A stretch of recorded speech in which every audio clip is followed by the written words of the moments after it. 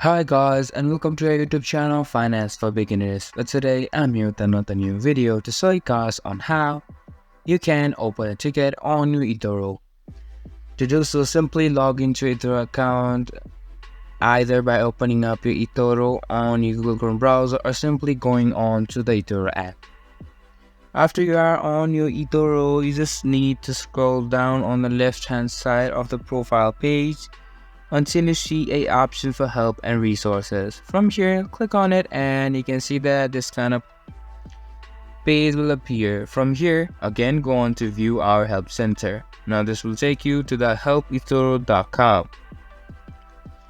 And after it has loaded up, you just need to scroll down to the bottom of the page until you see a option for open a ticket.